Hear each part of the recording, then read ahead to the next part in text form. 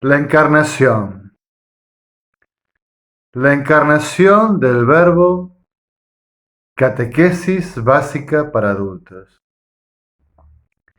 Seguimos de esta forma querigmática de fundamentos, de principios básicos, pero sin renunciar a la profundidad del misterio, intentando presentar nuestra fe cristiana. Seguimos claro el credo, el símbolo de la fe. Y tras contemplar al Padre, ya hemos comenzado también a contemplar al Hijo, su Hijo único, nuestro Señor. Y ahora contemplamos la encarnación. El credo, llamado de los apóstoles, reza que fue concebido por obra y gracia del Espíritu Santo, nació de Santa María Virgen. El credo llamado niceno-constantinopolitano reza así: que por nosotros los hombres y por nuestra salvación bajó del cielo y por obra del Espíritu Santo se encarnó de María la Virgen y se hizo hombre. Hubiese querido comentarles otros símbolos antiguos de la fe y tantísimos textos del magisterio de la Iglesia que hablan espléndidamente, muy clara y catequéticamente del misterio de la encarnación, pero es imposible para estos pequeños videos ese emprendimiento. Pero frente al misterio inmenso de la encarnación del Verbo, las primeras preguntas que uno podría hacerse es: ¿por qué la encarnación? ¿Cómo fue la encarnación? ¿Qué es la encarnación?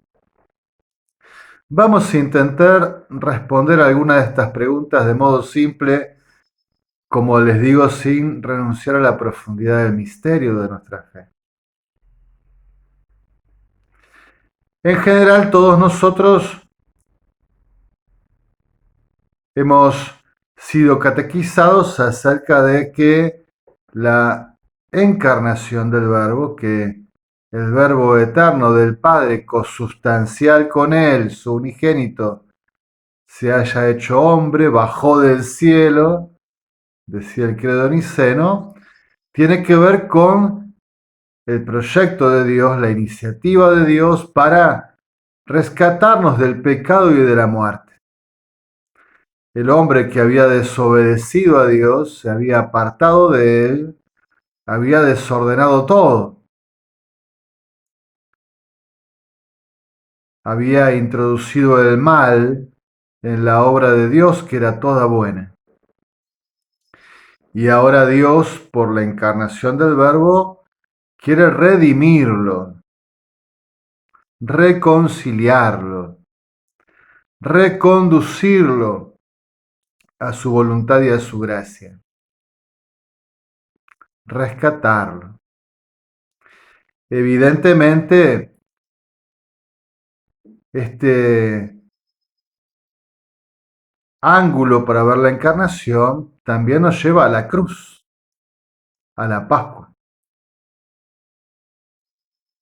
La encarnación mira hacia la posibilidad de que el Verbo que asume nuestra humanidad pueda ofrecerse al Padre y ofrecerse por nosotros.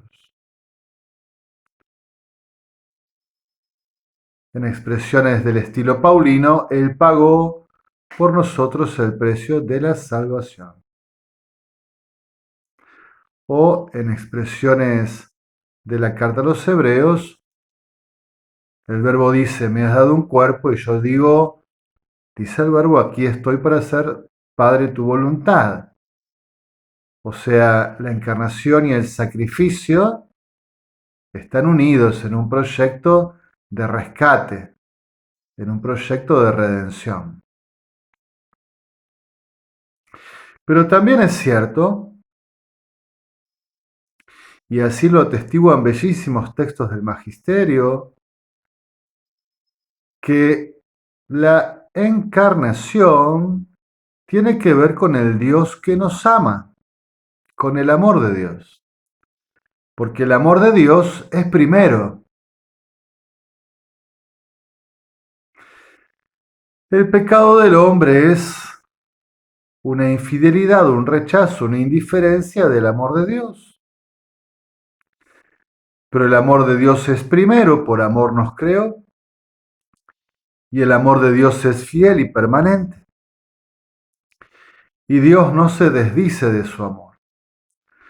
Por lo tanto, también en la encarnación hay que leer el amor que Dios nos tiene, un proyecto de comunión. Él, que siendo rico se hizo pobre para enriquecernos con su pobreza, el misterio de esta condescendencia del Verbo que quiere unirse a la criatura, al hombre, como proyecto de comunión, de amor, de donación de sí mismo. Por eso, como dice un famoso símbolo de la fe llamado atanasiano o quicunque, no es que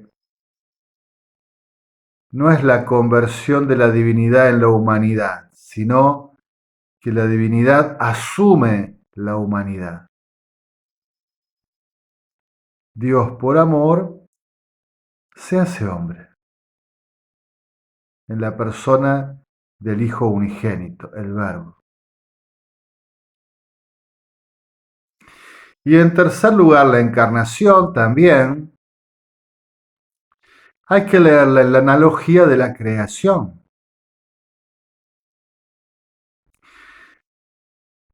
¿Qué es la encarnación? Bueno, podríamos decirlo así, la cima de la creación, pero también la base de la creación.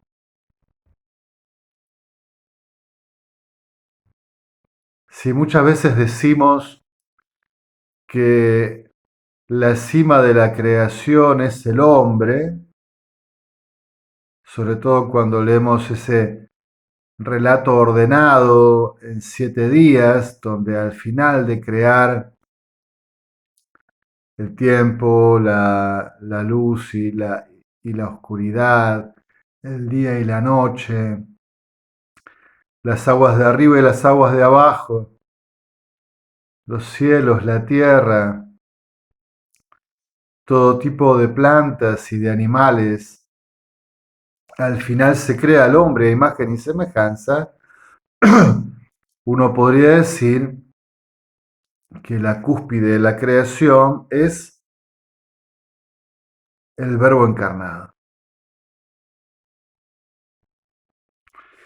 Esa es la plenitud de la creación, ¿no? Porque como también va a afirmar modernamente el Magisterio en el Concilio Vaticano II, en la Constitución Gaudium et Spes, el misterio del hombre se comprende en el misterio del Verbo encarnado. Para comprender qué es ser hombre hay que mirar a Jesucristo. Él es verdadero Dios y verdadero hombre, y Él es el que expresa la plenitud del humano. En la humanidad de Jesucristo relumbra la humanidad creada por Dios en toda su plenitud. En esa humanidad no hay pecado y esa humanidad está siempre unida a Dios. Y eso es ser hombre. Ser plenamente hombre es, como se expresa en la humanidad de Jesucristo, un hombre siempre unido a Dios, siempre ofrecido a Dios, siempre viviendo como hijo según la voluntad de su Padre. Y Jesús nos lo enseñó en el Padre Nuestro, ¿verdad?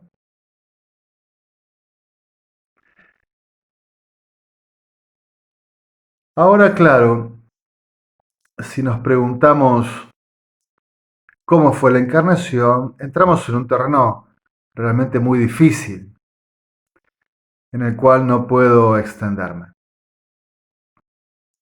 Pero marco lo que hay que creer, ¿no? Dice la Iglesia que es obra del Espíritu Santo. También hay algunos textos antiguos de los padres de la Iglesia donde el mismo verbo es protagonista de su encarnación, junto con el Espíritu. Pero la encarnación es Dios que está obrando, Él se está encarnando, bajó del cielo, decía con simpleza el credo niceno, y se hizo hombre. Por obra del Espíritu Santo, se encarnó de María la Virgen, o sea, toma la carne, la humanidad desde María. Aquí no es posible ahora entrar en un montón de disquisiciones, ¿no? Pero siempre la Iglesia confesó la virginidad perpetua de la Virgen y que no fue el verbo concebido como fuimos concebidos nosotros, de varón y mujer. Esto es en razón del signo, en razón de que Dios así lo quiso gratuitamente. ¿Podría haberlo hecho de otra forma? Sí, pero es esta la forma que Dios eligió. Una forma misteriosa, nueva y única de concepción,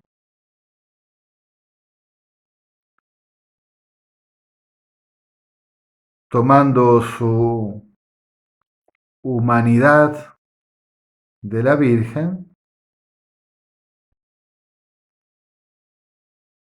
y por obra creadora del Espíritu Santo. El Verbo desciende del cielo y se hace hombre.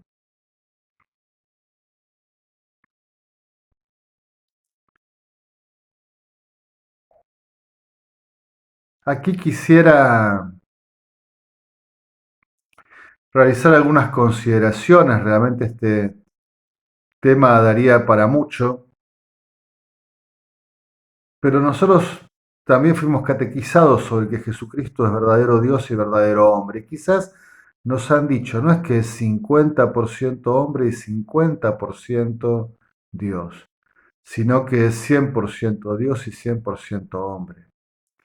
La Iglesia, a través de errores que se han suscitado en los primeros siglos, ha ido clarificando su fe en Jesucristo. Una persona, un solo Cristo, el Verbo eterno del Padre, su unigénito, consustancial con Él en la eternidad, al que le debemos, igual que al Padre y al Espíritu, la misma adoración, culto y gloria. Un solo Dios, en el misterio trinitario. Este Hijo, la persona del Verbo, en Jesucristo confesamos dos naturalezas. La divina es Dios y la humana es hombre.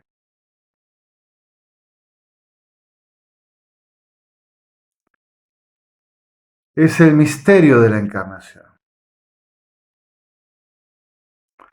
Una sola persona, un solo Cristo, Jesucristo, en dos naturalezas, la divina y la humana.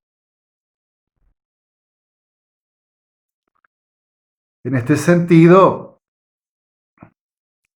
el Verbo, que procede eternamente del Padre, desde el punto de vista de su humanidad, comenzó a ser en el tiempo, en el sentido que hubo un tiempo concreto en el cual se encarnó de María la Virgen. Y por la encarnación tuvo, digamos, una existencia histórica concreta, con un nacimiento y con una muerte.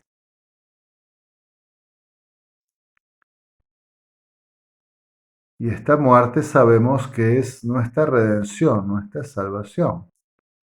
Y que no hubiese sido posible que Cristo, el Señor, padeciera por nosotros y nos reconciliara si no hubiese bajado del cielo, si no se hubiese encarnado.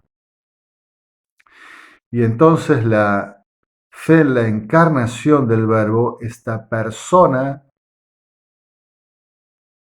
de Jesucristo en su doble naturaleza divina y humana, un concilio va a decir sin confusión, sin mezcla, sin división, sin separación, no podemos explicar ahora Calcedonia, pero realmente este Jesucristo tiene una humanidad completa, en todo igual a nosotros menos en el pecado. Es decir, que la Iglesia ha reconocido en Jesucristo una corporalidad humana, un alma humana con todas sus potencias, con una inteligencia humana, con una voluntad humana, y ha definido también en algún concilio que esta voluntad humana siempre está en sintonía con la voluntad divina, intentando excluir siempre la fe de la Iglesia que sea menguado lo divino o menguado lo humano en Jesucristo. Y entonces no se puede pensar a Jesucristo como un cuerpo sin alma, en el cual el verbo de Dios ocupa el lugar del alma, ¿no? Tiene un alma humana, con todas sus potencialidades. Una naturaleza humana unida a la persona del verbo eterno del Padre, que se encarnó, bajó del cielo, se hizo hombre.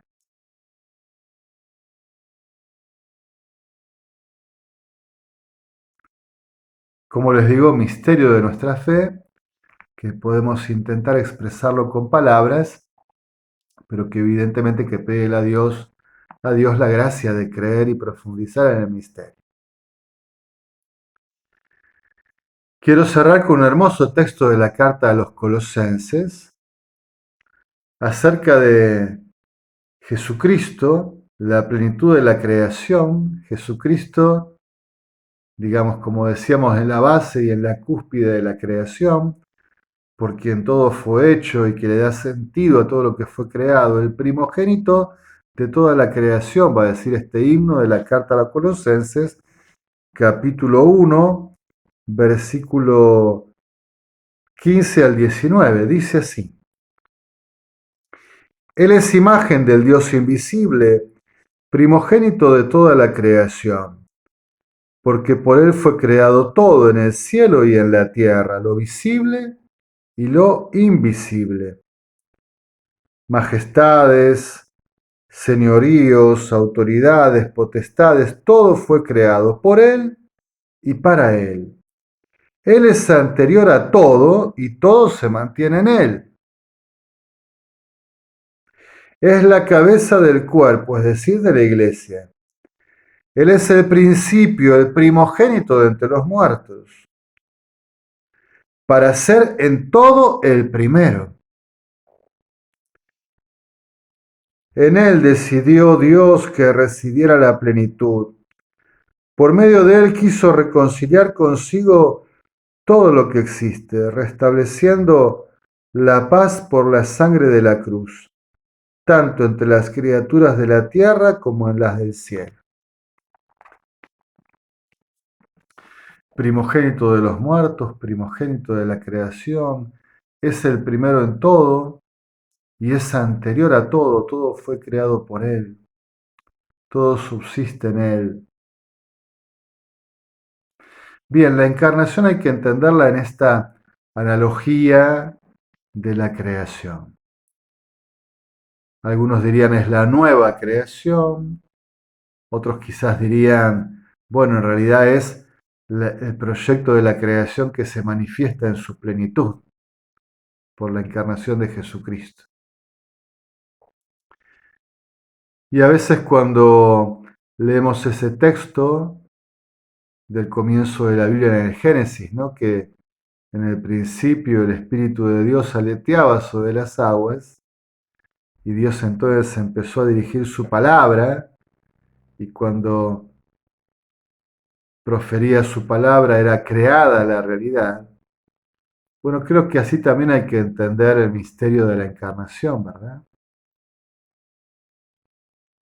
Por el Espíritu Santo y por la palabra que Dios profiere, es posible este misterio de la encarnación.